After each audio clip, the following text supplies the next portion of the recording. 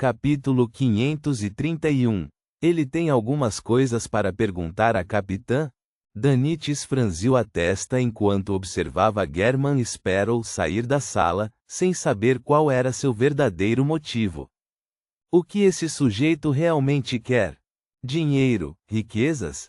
Mas ele teve tempo de tirar as cabeças de Steel Mavet e Hendry em troca de quase 10.000 libras em recompensas. Sim, mesmo depois de pagar quaisquer comissões, ainda seriam de 7 a 8.000 libras. No entanto, ele não fez isso. Além disso, generosamente compartilhou comigo os despojos da guerra. Isto é muito contraditório. Quando ele ouviu pela primeira vez que eu era Blazing, sua primeira reação foi me chamar de recompensa de 3.000 libras. Nas palavras da capitã, isso não é científico.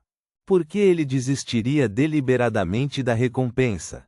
A menos que ele tenha uma maneira melhor de reivindicá-la com segurança, ou ele a tenha deixado especialmente para alguém. Sim, ele estava preparado para o aparecimento dos punidores mandatários.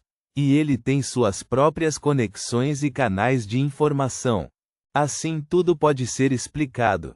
Há também a possível existência do semideus que matou Quilangos. Há uma organização poderosa e secreta por trás de German Sparrow. Chocado com sua própria conjectura, Danites tentou instintivamente usar sua linguagem corporal para expressar seus sentimentos, mas esqueceu que seu braço esquerdo ainda estava fraturado. Ele imediatamente fez uma careta de dor. Isso o fez se sentir ainda mais aterrorizado. Ele não queria que sua capitã conhecesse um sujeito tão perigoso e louco. Ele até suspeitou que o verdadeiro motivo de German Sparrow era a recompensa de 26.000 libras de sua capitã. Em um duelo, aquele lunático pode não necessariamente vencer a capitã, e ainda há o primeiro imediato, o segundo imediato, o terceiro imediato e alguns contramestres. Mas ele tem uma organização terrível apoiando-o. Você quer machucar a capitã? Sobre o meu cadáver. Danites estufou o peito, ergueu o pescoço e foi tomado por uma intensa sensação de auto-sacrifício. Ele passou a mão pelos cabelos, soltou um longo grunhido e disse para si mesmo: vou fazer mais observações. Talvez German Sparrow realmente só tenha perguntas que deseja que sejam respondidas. Subconscientemente, ele olhou em volta e encontrou o tapete voador e o manto das sombras. Eles não foram confiscados. Em outras palavras, German Sparrow deixou para trás as coisas que me pertencem. Ele não tem medo de que eu aproveite a oportunidade para escapar? Ou ele roubou meu cabelo para facilitar a adivinhação? Não, ele é um cara maluco. Mesmo que queira usar meu cabelo, ele simplesmente se aproxima e estende a mão para puxar um. É impossível para ele fazer isso secretamente. Certo, há uma organização poderosa e secreta por trás dele. Talvez neste momento haja pessoas daquela organização me monitorando secretamente. Estão esperando que eu vá embora, esperando que eu procure a capitã. Que insidioso! German Sparrow deve ter saído de propósito. Danites sentiu que havia compreendido a verdade do assunto graças à sua experiência e sabedoria. Ele andou de um lado para o outro antes de se sentar na cadeira reclinável. Ele então pensou com um sorriso silencioso e zombeteiro: eu não vou embora. Quero ver o que você pode fazer. Não trarei perigo à capitã. Reticências. 3h15 da tarde, Ilha Simin. Esta ilha também fazia parte do arquipélago Horsted, mas era a mais distante da cidade da Generosidade, Baian. Demorou quase 5 horas em um transatlântico para alcançá-la. No caminho, Klein comprou um terno com características locais e uma pequena mala para repor as roupas que trocou, num total de 14 soles. Tudo isso não valia nem uma libra. É muito barato. É apenas uma mudança em relação a um terno completo. Vestindo pantalonas, uma jaqueta marrom grossa e um boné marrom claro. Klein desembarcou do transatlântico com um rosto nativo que não se destacava e entrou em alguns dos antigos portos da ilha Simin. Ele passou muito tempo comprando roupas e mudando sua aparência, fazendo com que perdesse a balsa das 9 horas e fosse colocado em uma situação em que só poderia pegar a balsa às 10 horas. Pensando nas despesas que teve que pagar por essa atuação, não pôde deixar de calcular sua situação financeira atual. A característica do sem-rosto foi vendida por 3.825 libras. As recompensas dos piratas me renderam 3.000 libras. Embora eu não tenha recebido as 6.825 libras, posso basicamente incluí-las em meu orçamento, desde que o senhor enforcado não seja exposto. O dinheiro que sobrou da gorjeta de dona e da empresa soma 255 libras em parte. Encontrei 26 libras, 11 soles e 8 centavos do corpo de Steel Mavet. Sim, ainda existem as 5 moedas de ouro como reservas. Não gastei muito dinheiro recentemente, apenas um pouco mais de meia libra no total. Isso é algo para ficar feliz. Com isso, terei 7.110 libras.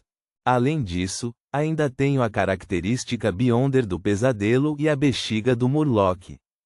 Eles ainda valem alguma coisa.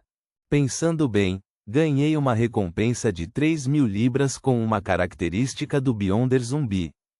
Este último vale cerca de 3.000 a 5.000 libras. Isso quer dizer que ganhei cerca de 7.000 libras. Isso é apenas de Steel Mavet, Rendre e Squall. Além disso, havia muito desperdício. Na verdade, caçar piratas é um trabalho muito bom. Pode administrar justiça, punir o mal, proteger os fracos e inocentes, e também me tornar rico da noite para o dia. Klein inconscientemente virou a cabeça para o lado, apenas para ver que a cor da água do mar era muito mais clara do que a de Bayan. Era como se a água do mar fosse uma enorme joia verde e cintilante, refletindo raios dourados sob a luz do sol. Com certeza, não é sem razão que gerações após gerações de aventureiros foram para o mar em busca de riqueza. Mesmo se eu deduzir a espiritualidade remanescente de espectros antigos, olhos de uma gárgula de 6 asas, água de nascente da fonte dourada da ilha Sônia, e outros ingredientes suplementares de um mestre das marionetes, o dinheiro que me resta será suficiente para me permitir comprar uma mansão decente aqui, na Baía de Desi, nas colônias do continente sul e nas áreas não metropolitanas. Dizem que a zona rural de Loen é muito bonita, e se eu realmente não puder voltar, posso considerar me estabelecer em local semelhante. Sim, ainda tenho 10% de participação na companhia de biques de Backlund e meus retornos futuros não serão baixos. Com confiança, Klein endireitou as costas e pensou no futuro. Depois de deixar seus pensamentos vagarem, Klein começou a pensar na questão mais realista, que era se deveria vender a característica Beyonder do pesadelo, encontrar uma oportunidade de devolvê-la à Igreja da Meia-Noite, ou criar um item místico com ela através de um artesão. Depende da situação. A solução ideal seria vendê-la para a Igreja. O honroso, Klein, que havia tomado 2 poções dos falcões noturnos, pensou com incerteza. Ao mesmo tempo, ele esperava que o jovem Sol alcançasse em breve a sequência 7 e estivesse qualificado para obter autorização para os métodos usados para remover a corrupção mental de uma característica Beyonder. Quanto à questão de libertar o sacerdote da luz da luva, ele não estava com pressa. O jovem Sol tinha acabado de receber a fórmula da poção para a sequência 7, então não precisava dela no momento. Ele teria que esperar muito tempo, e os poderes de um sacerdote da luz eram muito eficazes para lidar com um pirata como o Almirante do Sangue de uma forma muito mais potente que o Broche do Sol. À medida que seus pensamentos se acalmavam lentamente, Klein entrou na pequena cidade portuária. O lugar estava basicamente cheio de nativos. A pele deles era quase bronzeada e os cabelos pretos tinham cachos leves e naturais. Seus corpos emitiam um aroma derivado do contato prolongado com especiarias. Depois de mudar sua aparência e perguntar sobre a situação de Raine e se havia alguma notícia da morte de Wendy, Klein encontrou um canto isolado.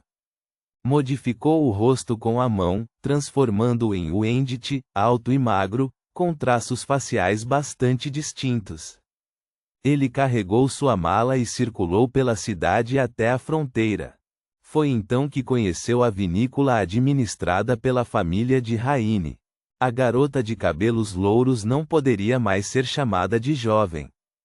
Ela obviamente amadureceu muito em comparação com o que Wendy te lembrava. Ela estava varrendo a entrada e não havia ninguém por perto. Klein respirou fundo e soltou o ar lentamente, sentindo como se estivesse em uma posição muito difícil. Como um poderoso guerreiro do teclado, ele conhecia teorias para o método de atuação e atuação experimental, mas faltava-lhe maior compreensão. Ele só poderia tentar adivinhar o humor e o desempenho de Wendy nesse tipo de cenário. Finalmente, fechou os olhos e se aproximou. Raine ergueu o olhar quando ouviu passos, finalmente identificando o visitante. Ela abriu ligeiramente a boca e soltou uma exclamação meio surpresa antes de dizer com uma cara séria: "Por que você voltou de repente?" "Lembre-se, você está apenas atuando." Klein revelou um sorriso. "Vim me despedir de você." Ele falava um dialeto local, com um sotaque de Baian um tanto indefinido. A língua do arquipélago Horsted também derivou do antigo Feisak e pertencia a outra variante. Como meio historiador, Klein foi capaz de dominá-la facilmente e levou pouco tempo para dominá-lo. "Despedir?" Raine perguntou, um pouco surpresa. Klein virou a cabeça, olhou para o lado e sorriu. "Vou perseguir um tesouro e não sei quando poderei voltar. Quando chegar a hora, aparecerei com muito dinheiro. Comprarei uma mansão no subúrbio, plantarei algumas seringueiras, montarei um vinhedo, ter o meu próprio lagar, adega, ferraria, e deixarei o ar se encher com o perfume de todos os tipos de especiarias. Então comprarei alguns escravos e contratarei alguns servos, assim como aqueles senhores. Mas ainda vou precisar de uma coisa." Ele superou os arrepios que estavam prestes a se formar em sua pele e se virou para olhar Raine nos olhos. "Ainda me falta uma esposa e uma amante para a mansão. Raine, eu gosto de você. Eu desejo me casar com você. A razão pela qual eu disse isso em voz alta hoje não é para obter uma resposta, mas porque tenho medo de nunca mais ter a chance de contar a você novamente." Depois de ouvir em silêncio, Raine de repente repreendeu com raiva: "Wendy, você é um covarde." "Ah, essa reação não está certa." Klein revelou deliberadamente uma expressão de surpresa. Raine suprimiu a voz e disse: 3 anos atrás, 3 malditos anos atrás, eu já estava preparada para ir para Baian com você. No entanto, você não disse nada no final. Seu covarde. Sua galinha. Qual é a utilidade de me contar agora? Você irá para o mar em breve e talvez nunca mais volte. Quanto mais ela falava, mais agitada ficava.